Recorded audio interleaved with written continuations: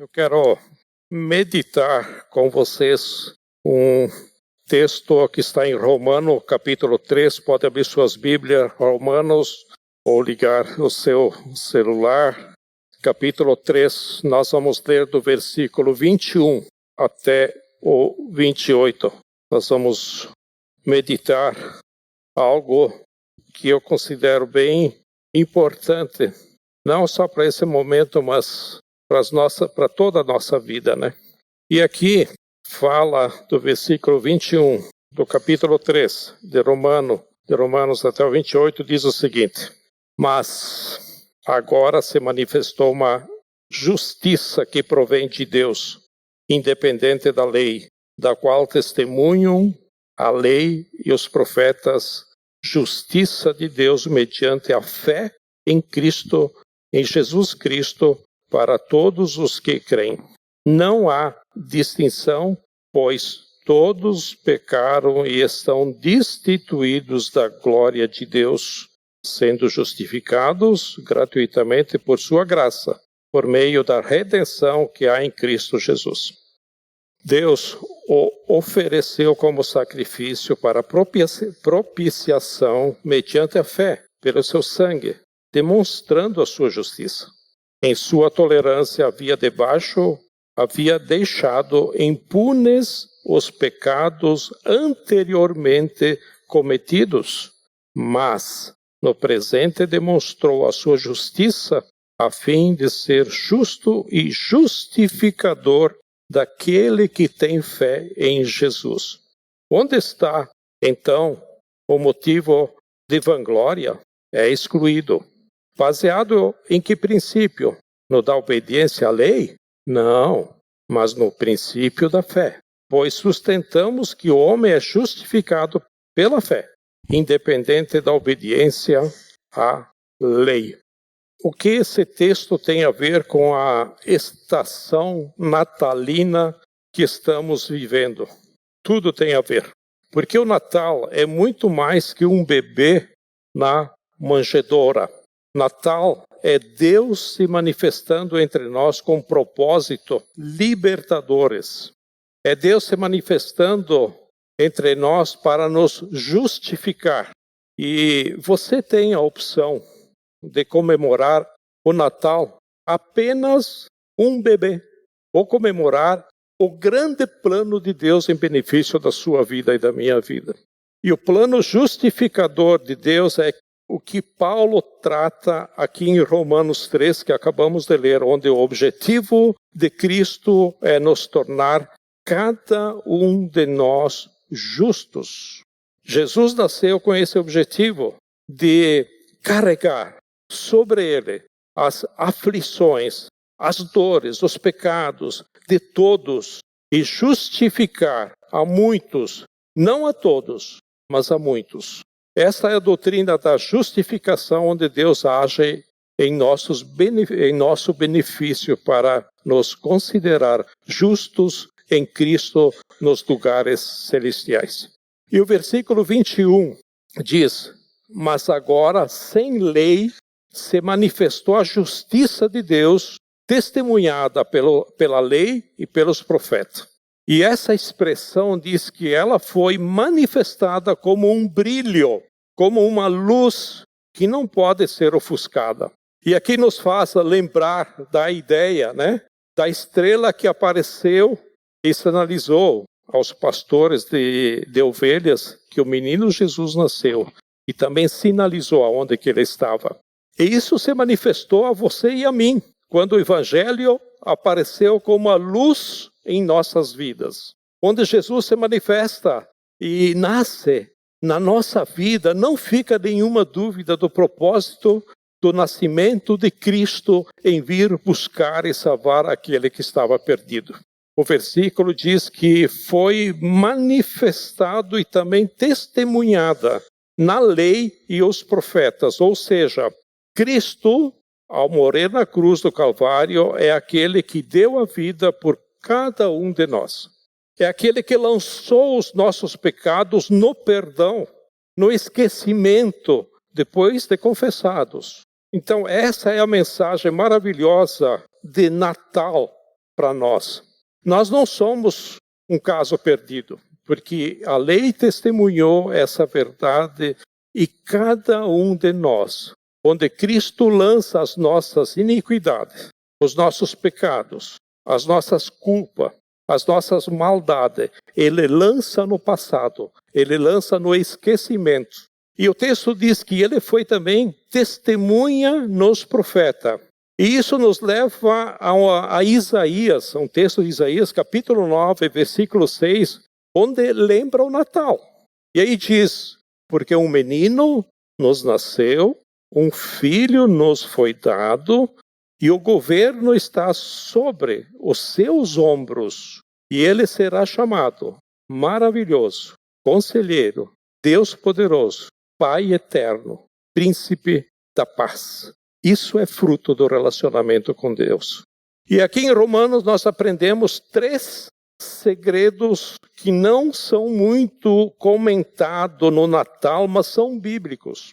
E o primeiro deles é que o Natal, o ato de Deus se fazer carne e habitar entre nós, revela o segredo de Deus, que é o nosso justificador.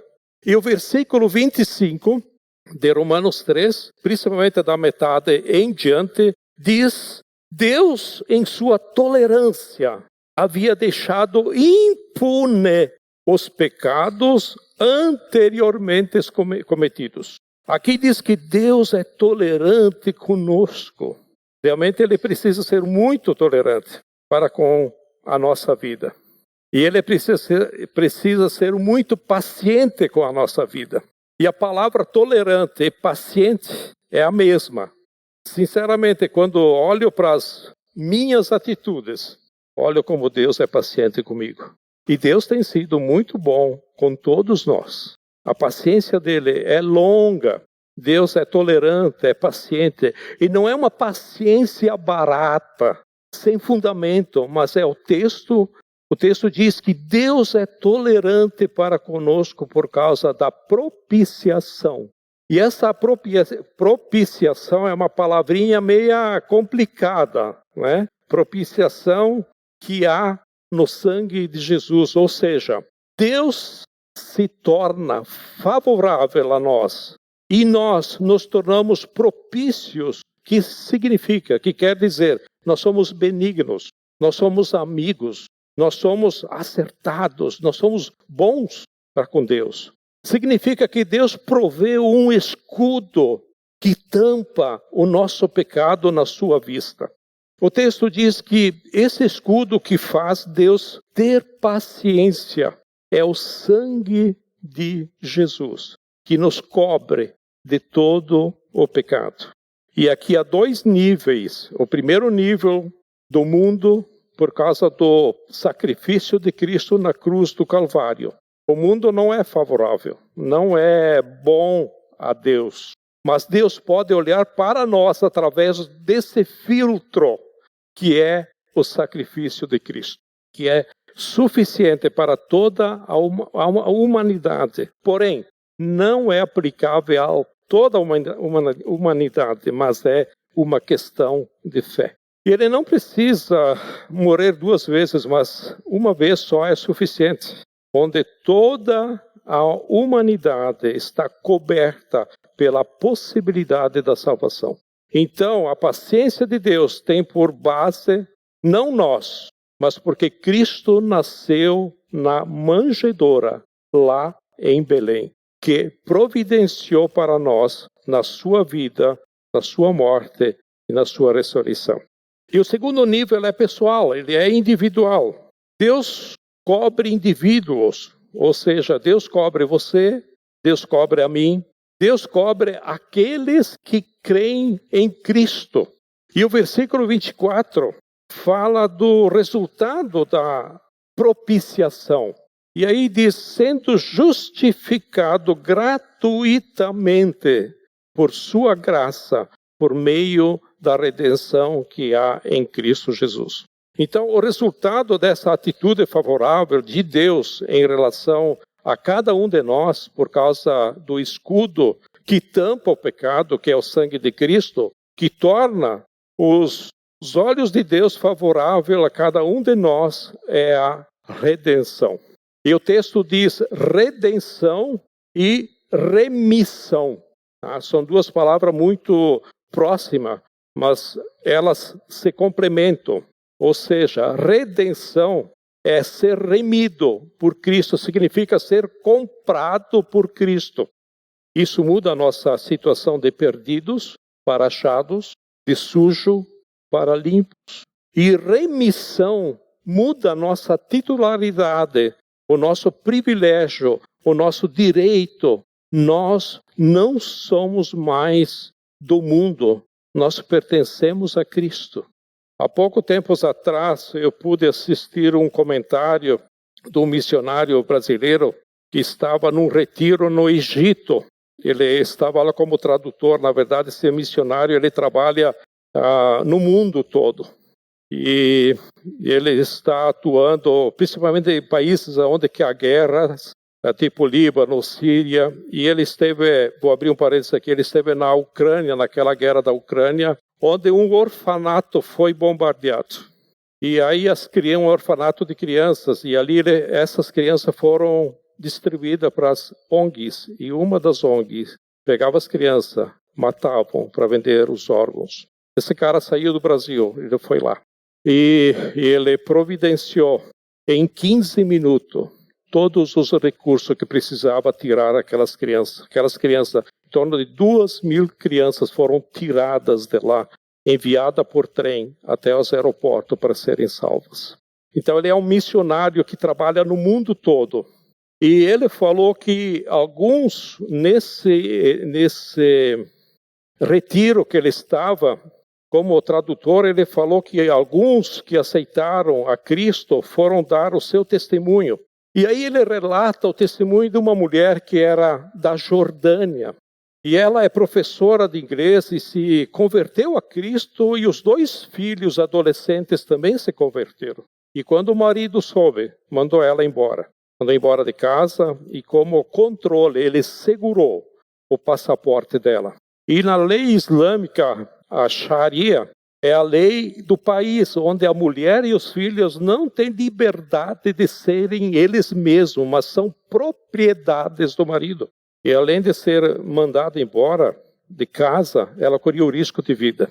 E aí ela fugiu para o Egito, porque sabia que no Egito havia um lugar onde ela ia encontrar refúgio e conseguiu chegar até lá. E ela estava nesse retiro, que é feito por esse pessoal que presta socorro aos refugiados, e ela quis dar o seu testemunho. E ela disse, hoje é o dia mais feliz da minha vida. E eu anotei aqui mais ou menos o que ela escreveu, e ela disse o seguinte, há 1 ano atrás eu aceitei a Cristo, meu marido me mandou embora por isso, mas ficou com os meus 2 filhos e tive que fugir aqui para o Egito, no momento onde ela estava. Comecei a trabalhar dando aula de inglês para sobreviver e meu marido encontrou outra mulher. Esta mulher não gostou dos meus filhos e falou para ele que ele só ficaria com ela se mandasse os meninos embora. Ele pressionou os meus familiares e os meus filhos descobriram onde eu estava. Logo eu recebo uma carta dele dizendo, arrumei uma outra esposa.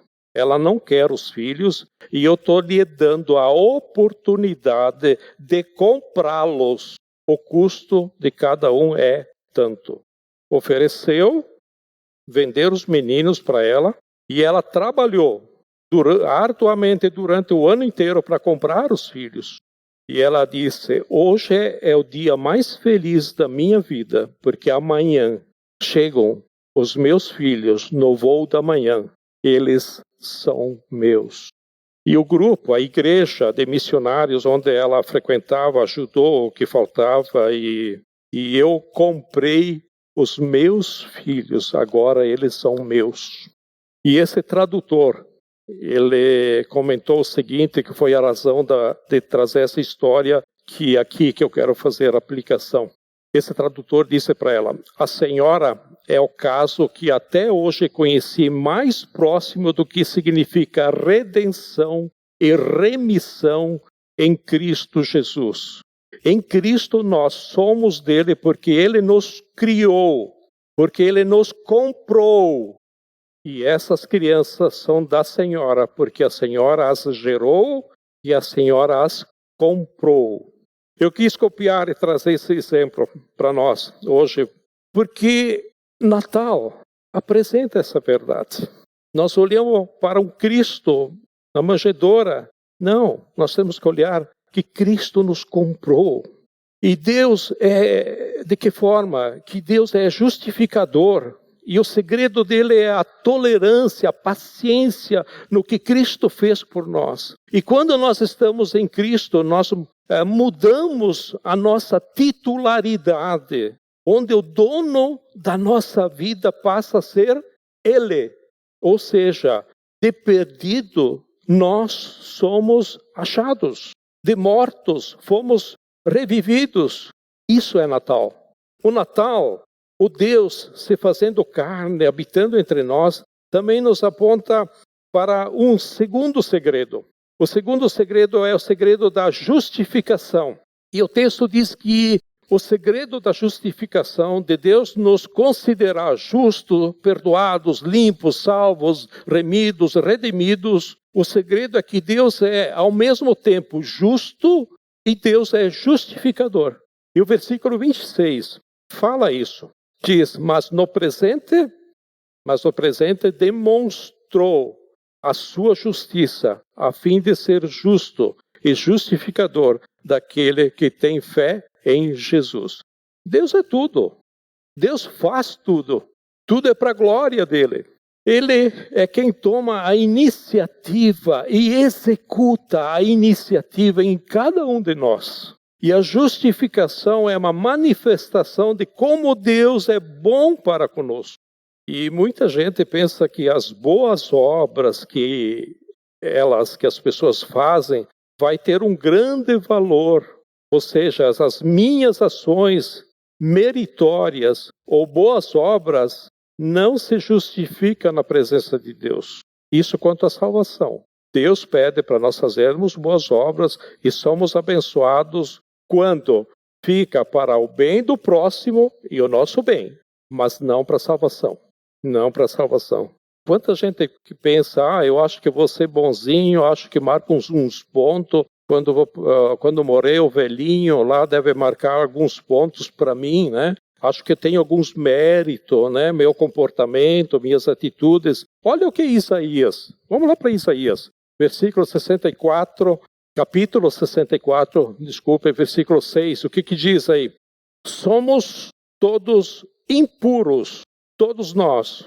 Todos os nossos atos de justiça são como o quê? Trapo imundos. Outra tradução diz trapo de imundícia. Você sabe o que é trapo de imundícia? Todo mundo sabe? Antigamente, no Velho Testamento, quando a mulher ficava menstruada, ela era considerada imunda. E não tinha a modernidade dos absorventes de hoje. Então ela pegava um pedaço de pano, um tecido velho, rasgava e usava como absorvente. E quando esse absorvente havia necessidade de ser trocado, esse absorvente, por ser um trapo que ela tirava num tecido, era trapo de imundícia, porque ela era imunda. É isso que quer dizer a tradução trapo de imundícia. Olha do que são consideradas nossas atitudes. Quanto valor, às vezes, nós damos às nossas atitudes para ter méritos. Olha o que a Bíblia diz. E todas as ações. Porque todos pecaram, a Bíblia diz, e estão destituídos ou carecem da glória de Deus. E esses nossos créditos ou nossas ações de mérito estão contaminados da gente querer a nossa própria glória. Porque eu mereço, porque eu fiz, por quê? Sim, você deve fazer para o bem-estar do próximo, para você, mas não para a salvação. Deus quer te dar a salvação como um presente. Por isso que Ele está sendo justificador. É bom fazer o bem, mas nós perdemos todas as nossas virtudes perante a justificativa. E não escapa nenhum de nós. E Jesus tem que ser e é o nosso justo justificador. Romanos 3, 23, esse foi o primeiro versículo que quando aceitei a Cristo, eu gravei ele na minha vida, porque eu pude ver a verdade disso aqui. Ele fala da nossa dívida. O que ele fala? Pois todos pecaram e estão destituídos ou afastados da glória do Senhor. Aí quando eu vi, todos, mas eu me incluo aqui. Eu me considerava alguém bom, alguém que, fiz até uma caminhada a pé, de Mussum até Caravaggio, 70 quilômetros. Maravilha. Aí quando descobri isso, pois todos pecaram. Eu me encaixo aqui. Esse foi o primeiro versículo que eu gravei. Repito. E não sobra ninguém. Você e eu estamos numa situação perigosíssima se nós pensarmos nas obras. Mas na hora de Deus bater o martelo para nos mandar para toda a eternidade, para um lugar bem quente, quentinho mesmo, onde a chapa queima 24 horas por dia, Ele olha para cada um de nós e vê uma marca de sangue, o sangue de Cristo. E por isso que Hebreus 9,14 diz: quanto mais o sangue de Cristo, que pelo Espírito Eterno se ofereceu, de forma imaculada, imaculada quer dizer de forma pura, de forma limpa, imaculada a Deus, purificará a nossa consciência de atos que levam à morte, para que sirvamos ao Deus vivo. Olha que coisa maravilhosa, que preciosidade. E tem mais, por isso que em 1 João capítulo 2, versículo 1, ele é o nosso advogado de defesa, onde diz: meus filhinhos, escrevo-lhes estas coisas para que vocês não pequem. Se porém alguém pecar, temos um advogado ou intercessor junto ao Pai. Quem é esse advogado? Jesus Cristo, o justo. Por isso o Natal, o nascimento de Cristo não pode ser só o bebezinho na manjedoura. Natal tem que nos lembrar que o menino é Jesus, mas o propósito desse menino Jesus é livrar o povo dos seus pecados. Cristo é ao mesmo tempo o justo e ele é o justificador. Cristo é ao mesmo tempo o sacrifício e o perdão. Isso é algo maravilhoso. E finalmente o terceiro segredo de cada um de nós é uma palavrinha de 2 letras, a fé. Do versículo 21 até o 28 que nós lemos, acrescentando mais o versículo 29 e o 30, a palavra fé aparece 7 vezes. E o texto pergunta: fomos justificados em Cristo pelas nossas obras? Não, de jeito nenhum. Nós somos justificados pela fé. Então a fé, ela anula o orgulho e as obras, porque a salvação é um dom, é um presente de Deus. Olha o versículo 27 e 28, vamos lá. Onde está, então, o motivo de orgulho, de vanglória? É excluído. Baseado em que princípio?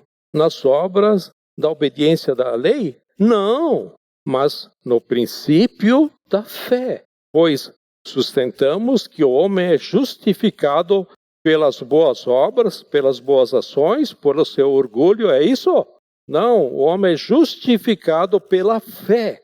E quando cremos em Cristo, Cristo nasceu em nós e a vida dele é manifesta em cada um de nós. É isso que acontece quando nós cremos em Cristo. E a fé é algo maravilhoso quando depositada no lugar certo. Teve pessoas já que me falaram o seguinte: eu queria ter a fé do fulano, queria ter a fé do ciclano, queria ter a fé. Eu sempre digo, não é a quantidade da fé, é onde você põe a fé. Esse é o segredo. Adiantou eu botar a fé num pedaço de argila, sair de Mussum e ir até a Caravaggio? Não. Então o segredo é onde você põe fé. Tanto que Jesus disse: se você tem o tamanho, a tua fé for no tamanho de um grãozinho de mostarda, você faz maravilha. Então o segredo é onde você põe a fé, não é a quantidade de fé. Então, a fé é algo maravilhoso quando depositada no lugar certo. É o dom de Deus que você retorna para Deus em confiança nele. Resumindo, há 3 pontos básicos para Cristo se manifestar em sua vida. Primeiro, o caminho da fé passa pelo reconhecimento da necessidade que precisamos de Cristo. Cristo é Deus feito carne que nasceu numa manjedoura. Não há outro. Não há outro. Segundo, passa pela necessidade do nosso arrependimento. E terceiro, passa pela necessidade de fazermos a única coisa que nós podemos fazer: depositar a nossa vida em Cristo com fé. Porque o justo é justificado pela fé. Não deixe passar esse Natal sem Cristo. Não deixe passar esse Natal de Cristo. Natal é Deus querendo morar na sua vida e na minha vida. Quando Ele fizer morada em sua vida, Natal não é dia 25 de dezembro. A partir do momento em que você convidou Jesus a morar em sua vida, Natal é todos os dias. Porque Jesus Cristo é o nosso Natal.